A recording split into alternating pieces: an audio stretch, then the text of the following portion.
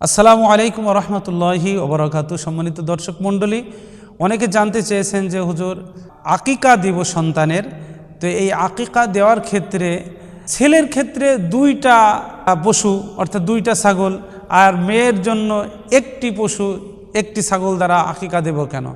ছেলে মেয়ে তো বৈষম্য হয়ে গেল। জি প্রিয় ভাই, আসলে আকিকা দেওয়া হয় কিসের জন্য? আকিকা দেওয়া হয় যাতে করে রোগ শোক বালা মুসিবত থেকে এই বাচ্চা মুক্তি লাভ করে। এই জন্য রোগ শোক বালা মুসিবত থেকে মুক্তির উদ্দেশ্যেই মূলত আকিকা দেওয়া। আর ছেলে তার রোগ শোক বালা মুসিবত বিপদ আপদ বেশি হয়, কারণ সে তো ঘরের বাহিরে থাকে, বিভিন্ন ব্যস্ততায় থাকে, বিভিন্ন কাজকর্মে থাকে, এই জন্য তার রোগ শোক বালা মুসিবত বিপদ আপদ বেশি হতে পারে। তাই ছেলের জন্য দুইটা খাসি আকিকা দিতে হবে, আর মেয়ের জন্য একটি অংশ, কারণ মেয়ের রোগ শোক মেয়ের বালা মুসিবত কম, যার কারণে মেয়ের জন্য একটি আর ছেলের জন্য দুইটি পশু দ্বারা আকিকা দেওয়া। আকিকার ক্ষেত্রে নির্দিষ্ট যে সময়, এই সময়ের সুন্নতের প্রতিও লক্ষ্য রাখা, অর্থাৎ বাচ্চা জন্মের 7ম দিনে আকিকা দেওয়া।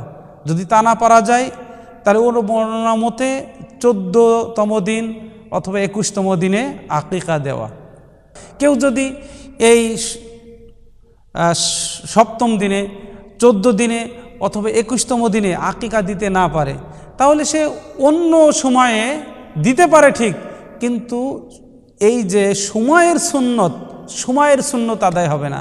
বাকি এমনি আকিকা দিলে আদায় হবে, বাকি সময়েরও যে একটা সুন্নত আছে, এই সুন্নতটা অন্য সময়ে দিলে, আকিকা দিলে আদায় হবে না।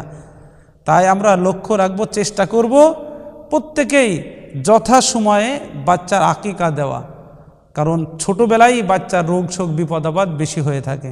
তাই নির্দিষ্ট টাইমে আকিকা দেওয়ার চেষ্টা করব। আল্লাহ তাআলা বুঝার তৌফিক দান করেন।